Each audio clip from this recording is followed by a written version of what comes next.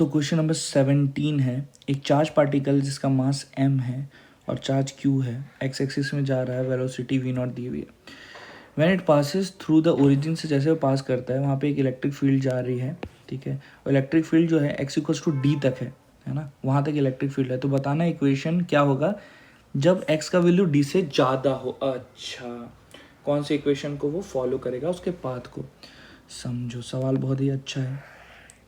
मान लो ये ओरिजिन है यहाँ पे, है ना, यहाँ से किसी ने ये वी नॉट वेलोसिटी से फेंक दिया, मास m है, चार्ज q है, और एक इलेक्ट्रिक फील्ड नीचे की तरफ आ रही है E, और ये D तक कुछ ऐसी कहानी हो रही है भाई साहब, है ना, ध्यान से देखिएगा। ये कहानी D तक हो रही है, पूरी D, जब x का वैल्यू यहाँ पे कितना है D, तब तक ये कहानी हो रही है। तो सोचो नीचे क्या चार, अगर इलेक्ट्रिक फील्ड नीचे है तो नीचे एक फोर्स लगेगा, तो नीचे का फोर्स लगेगा तो क्या ऐसा कुछ भागेगा भागेगा भागेगा भागेगा भागेगा भागेगा भागेगा, बट इसके बाद नहीं भाग पाएगा यहाँ पे, क्योंकि इसके बाद कैसा है, वहाँ पे वो ख़त्म हो चुका है। तो जो भी यहाँ पे स्लोप है, क्या इसी से वो स्ट्रेट लाइन चला जाएगा आगे, क्योंकि अब इलेक्ट्रिक फील्ड कुछ भी नहीं लग रहा, अब फोर्स नहीं लग रहा, तो सीधा चला गया, यहाँ से स्ट्रेट हो गया ये लाइन, है ना, समझिएगा, ये लाइन स्ट्रेट हो गया आगे। तो हमें इसी स्ट्रेट लाइन का इक्वेशन बताना है। बहुत ही प्यारा, बहुत ही सही है। तो अब देखते हैं, सबसे पहले तो ये पॉइंट पता करते हैं कि ये पॉइंट कहाँ है। यहाँ पे वाई इंटरसेप्ट कितना होगा, मतलब कितना होगा वहाँ पे वाई एक्सिस, है ना, किसी भी डी दूरी पे। तो पहले अगर ये पता कर लिया उसको, उसके बाद का कहानी अपने आप अपने को समझ में आ जाएगा। बहुत खूब। तो सबसे पहले ये वाला निकालना है कि ये वाई नॉट कितना होगा। ये पी पॉइंट मान लेते हैं, तो ये वाई नॉट कितना होगा। तो सोचो जितने टाइम में ये यहाँ से आगे बढ़ा होगा, उतने टाइम में ये जितना दूर आ गया होगा, जस्ट लाइक प्रोजेक्टाइल मोशन, जितना ये वाई एक्सिस में ट्रैवल किया होगा, क्या वही पॉइंट पी होगा। तो टाइम कितना होगा, टाइम टू रीच पी। हमें पता है कि आगे की तरफ का तो कोई चेंज करने वाला नहीं, एक्स डायरेक्शन का जो वी नॉट है वो तो कोई चेंज नहीं करने वाला। तो टाइम टू रीच पी ये कितना हो जाएगा, कितनी स्पीड से जा रहा था वी नॉट, और डिस्टेंस कितना ट्रैवल किया डी, तो जो टाइम लगेगा क्या वो डी बाई वी नॉट होगा।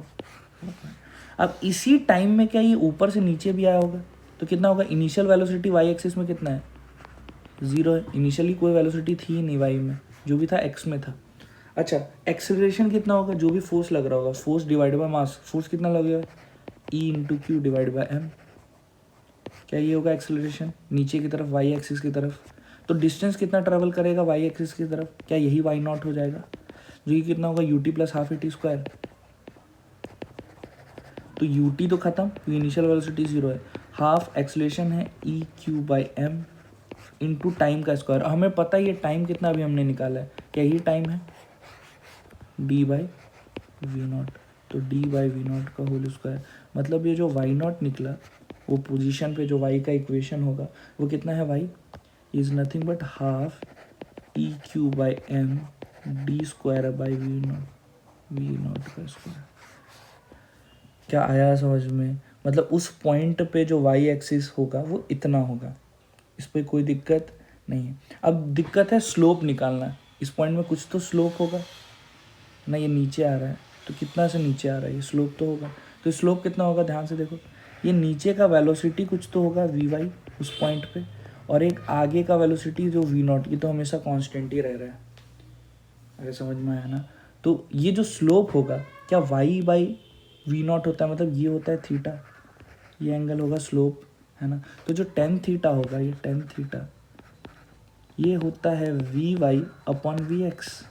अच्छा, वी वाई नीचे की तरफ इसलिए क्या माइनस में आएगा, मतलब वी कितना हो जाएगा, ध्यान से देखो, वी वाई, तो वी वाई होगा U Y plus A T, यही होता है U plus A T. U क्या नीचे की तरफ है, कुछ तो इनिशियली 0 था, प्लस ये एक्सलेशन क्या नीचे की तरफ है इसलिए माइनस में लिखा, जो कि क्या है ई क्यू बाई एम, अभी एक्सलेशन निकाला था, और टी कितना था अभी निकाला था, कितना उस पॉइंट पे टी कितना था, डी बाई वी नॉट। मतलब जो वेलोसिटी मिला वाई एक्सिस की तरफ वो कितना मिला, Q into E into D by M V naught, है ना। तो ये वी वाई का वैल्यू मिला Q E by D divide by M V naught divided by, ये कितना है भाई, ये तो वी नॉट ही है, हमेशा कांस्टेंट वी नॉट, मतलब ये निकला Q into E D divide by M into V naught का स्क्वायर। ये मिला टेन थीटा जो कि क्या है स्लोप। तो इक्वेशन का स्लोप तो मिल गया कि यही इक्वेशन के स्लोप से कंटिन्यूअस आगे बढ़ने वाला है, ये वाला है ना, यही कंटिन्यूअस आगे बढ़ने वाला है। ठीक है, अब ये अपने को क्या मिल गया है स्लोप, है ना। आगे बढ़ते हैं, हमें अब फाइंड आउट करना है कि ये स्लोप को अपन पीछे खींचते, स्लोप को पीछे खींचते तो किसी पॉइंट पे टच होता, तो उसका वाई इंटरसेप्ट कितना होगा। ये ऊपर भी हो सकता है नीचे भी, हमें पता नहीं, बस हम इसको पीछे खींचते तो वाई इंटरसेप्ट, क्योंकि हमें पता है जो लाइन का इक्वेशन होगा वाई, ये क्या होता है एम एक्स प्लस सी। ठीक है, तो स्लोप तो हमें पता चल गया। अच्छा ये नेगेटिव में होगा भाई, नेगेटिव में, क्योंकि नीचे आ रहा है, हाँ तो नेगेटिव में है ये। ठीक है, नेगेटिव लिखना भूल गया, नेगेटिव में है स्लोप। ठीक है, तो हमें स्लोप तो मिल गया, हमें वाई इंटरसेप्ट ये देखना है। हमें ये भी पता चल गया कि ऐसा लाइन का इक्वेशन है जहाँ पे x का वैल्यू जब d है तो y का वैल्यू क्या है। तो हमें एक पॉइंट तुम्हें मिल गया, ये पॉइंट मिल गया और एक स्लोप मिल गया। ठीक है, पॉइंट मिल गया कौन सा, ये कॉमा कौन सा है, ये x कॉमा वाई लिखोगे तो ये मिलेगा d कॉमा y का वैल्यू हमने निकाला y नॉट, ये half E Q by M D square by V naught square, ये मिला एक पॉइंट। तो एक पॉइंट और एक स्लोप जब ये पता होता है तो क्या तुम निकाल सकते हो आराम से। ठीक है, तो यहाँ पे अपने को निकालना है वाई नॉट।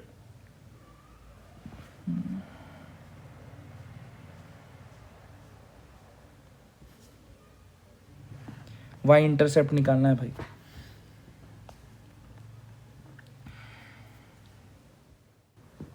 तो हमें ये चीज़ पता है इसी इक्वेशन में, जब हम एक बार x का वैल्यू कितना पुट करेंगे, अभी हमने देखा वो पॉइंट कितना था d, तो जो y की वैल्यू होगी वो कितनी आएगी, अभी हमने जो निकाला ई क्यू बाई एम, इसको ध्यान से देखिएगा, half E Q by M into D square by V naught square, है ना, ये जो हमने निकाला था ऑलरेडी वी नॉट।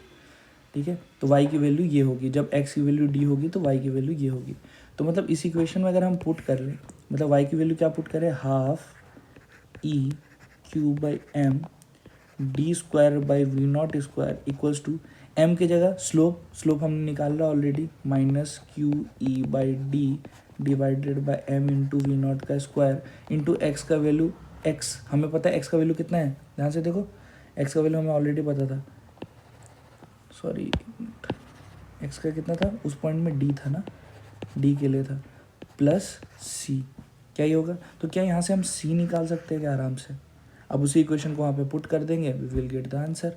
तो कितना हो जाएगा, ध्यान से देखो, ध्यान से सी जो निकला वो निकला half E Q by M D square by V naught square plus Q E D square by M into V naught, sorry हाँ M into V naught square, सही है। हाँ तो हाफ प्लस ये कितना हो जाएगा, एक में आ रहा है हाफ, एक में आ रहा है, तो जो सी हो गया वो हो गया तुम्हारा ये। ठीक है, ये निकल गया तुम्हारा सी। अब ध्यान से आगे देखते हैं, तो आगे हमें पता है ये जो इक्वेशन आएगा वो क्या है, y equals to M X plus C, जिसमें m का वैल्यू हमने ऑलरेडी निकाला है, कितना है स्लोप, ये है तुम्हारा minus Q E D divided by M V naught का स्क्वायर, ठीक है, into X plus C, C का वैल्यू यही है जो कि half E Q D square by M V naught square plus Q E by D square by M V naught square. ठीक है, इसको अच्छे से अपना सॉल्व करना, तो आपको क्या पता चलेगा भाई, इस पर क्या क्या कॉमन आएगा। ये दोनों देखो सेम सेम दिख रहे हैं, है ना, सिर्फ हाफ प्लस वन, तो हाफ प्लस वन कितना होगा 3/2, मतलब ये minus Q E D by M V naught into X plus ये है 3/2, देखना कैलकुलेशन मिस्टेक ना हो गया हो, Q E D square by M V naught का होल स्क्वायर, मतलब इसमें अगर हम क्यू ई डी को कॉमन लिखेंगे एम वी स्क्वायर के टर्म्स में, तो यहाँ तो बचेगा 3/2 और क्या बचा, ऊपर तो ख़त्म, नीचे ख़त्म, इंटू एक डी भी बचेगा ऊपर में, माइनस एक्स। ये 3/2 कहाँ से आ रहा है भाई? 3/2 है क्या ऑप्शन में? नहीं, 3/2 तो ऑप्शन में नहीं है, D/2 है, मतलब कहीं ना कहीं अपन गड़बड़ कर रहे हैं प्लस माइनस में। अच्छा देख लेते हैं, m का वैल्यू सही है। अच्छा y इंटरसेप्ट ये माइनस में रहेगा ना, सॉरी सॉरी सॉरी, ये y इंटरसेप्ट किस में होगा? ये y इंटरसेप्ट ये माइनस में होगा, क्योंकि ये नीचे है ना भाई, ये प्लस में थोड़ी है, ये प्लस में, ये वाला तो माइनस में होगा यहाँ पे, तो यहाँ पे ये माइनस, हाँ हाँ हाँ, चलो बच गया मैं। तो ये माइनस में होगा, तो ये तो आ जाएगा माइनस, ये तो ये हो जाएगा हाफ, तो यहाँ पे -1 आ जाएगा। इधर ये प्लस नहीं होगा, ये होगा माइनस, तो ये माइनस प्लस ये कितना हो जाएगा, सॉरी ये कितना हो जाएगा, यहाँ हो जाएगा सिंपली -½ है ना, ये -½ हो जाएगा, तो ये भी हो जाएगा 1/2। तो आंसर हो जाएगा तुम्हारा y = ये। तो ये ऐसा कुछ ऑप्शन है क्या? हाँ, ऑप्शन नंबर कौन सा दिख रहा है? ये ऑप्शन नंबर ए 1, जो ऑप्शन नंबर 1 है वही दिख रहा है। तो आंसर हो जाएगा इसका सवाल का 1। इसको ध्यान से देखिएगा, नीचे में कैलकुलेशन मिस्टेक हुआ था, वापस से मैंने सुधार लिया उसको। तो अब देखते हैं क्वेश्चन नंबर 18, नेक्स्ट वाला। अच्छा सवाल था ये।